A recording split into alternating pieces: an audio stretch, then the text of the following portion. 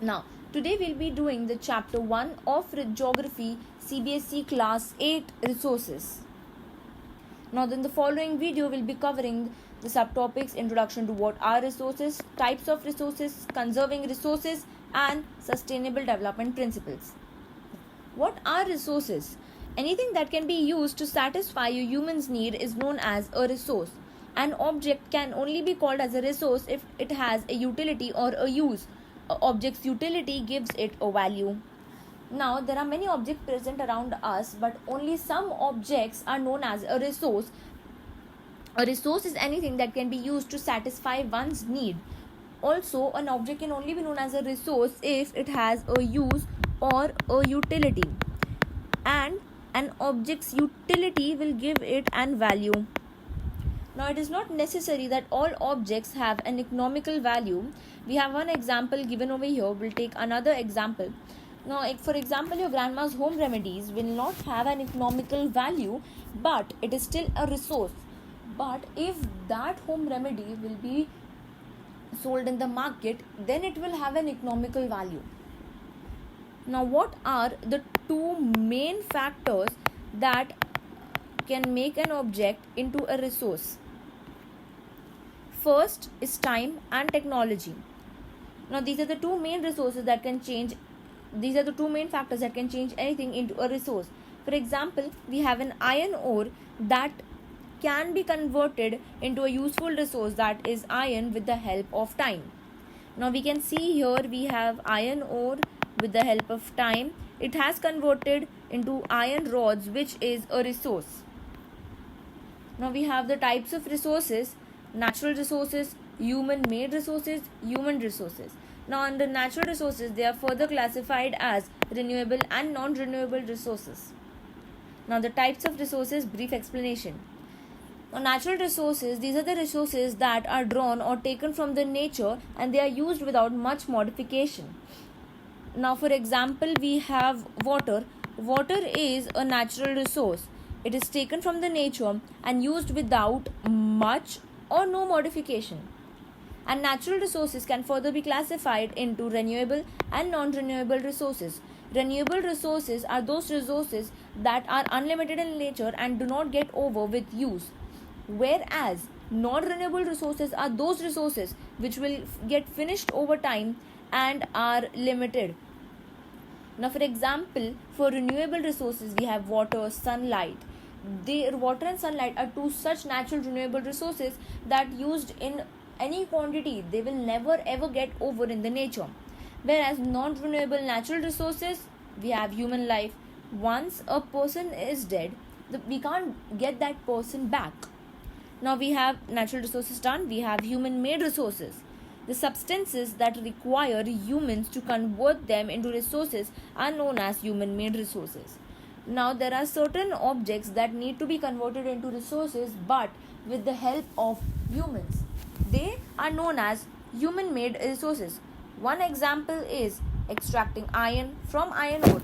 We had seen this in the previous slide over here. So, in the previous slide, we had seen that iron ore is converted into iron rods with the help of time, but also another factor that helped was humans. Now, same example we have here. Now, third one is the most important one, that is human resources. Now, human resources, people often get confused between human resources and human-made resources. Human resources are humans. They are considered as the greatest resources because with their knowledge and skill, we can convert any object into a resource. Whereas human-made resources are resources that are made by humans.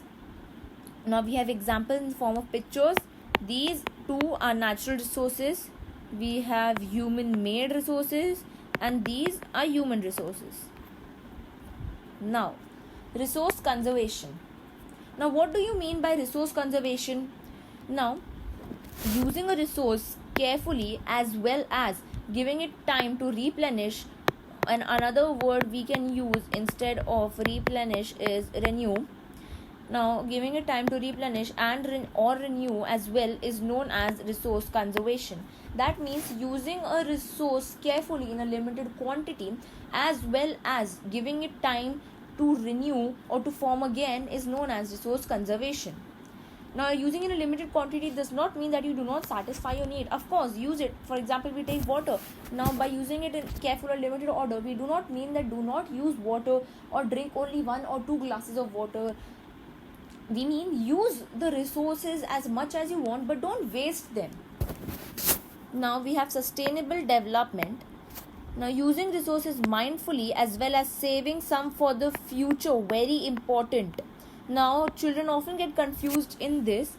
These both are two different things.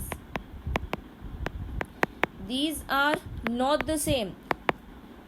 Resource conservation means using a resource mindfully or carefully as well as giving it time to replenish or renew. Whereas sustainable development means using resource again carefully but saving some for the future. This is the main difference between resource conservation and sustainable development. Now we can see sustainable development and resource conservation. Now, great example of resource conservation is given in this picture.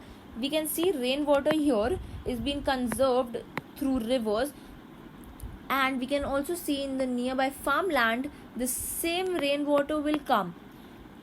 Another example, we can see solar panels over here. Many solar panels we can see over here. Now the solar panels are used from the sunlight. That means electricity will not get wasted.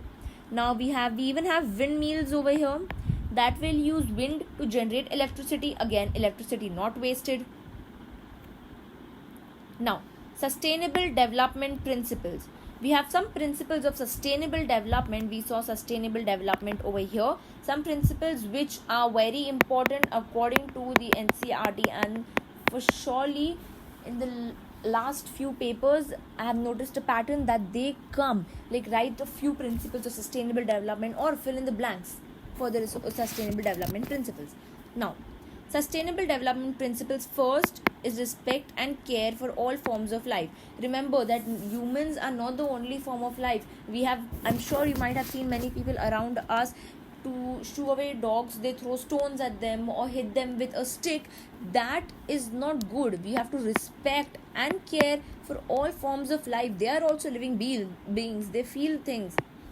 Now, improve the quality of human life. We have to improve the quality of human life again by resource conservation and by sustainable development. Third, we have conserved the earth's vitality and diversity. Our earth has a very diverse and vitality in it. There are a lot of religions, customs. We have to maintain that. We have to live together, respect everyone, and even maintain the vitality of earth. We have to minimize the depletion of natural resources.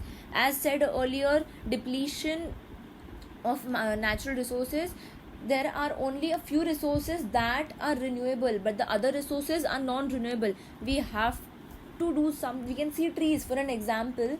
Trees were a renewable resource, but now they have become a non-renewable resources. We have to conserve the trees. We have to minimize the depletion. Now, this was 4th point. We have the 5th point, changing personal attitude and practice towards the environment. Again, changing personal attitude and practice towards the environment is, now this point, the 5th point, will cover respect, care for all forms of life.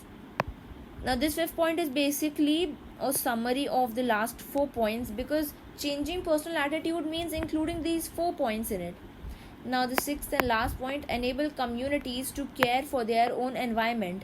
We have to tell other people to care for their own environment, because we are the future of our country. We have to care for the environment. That is the only way that we will make it out. Okay, thank you everyone. That was all for today's video. I hope you liked the video. If you did, please like, share, subscribe to my channel. And if there is any doubts, please leave them in the comment section and I'll be sure to answer that. Okay, thank you. झालं.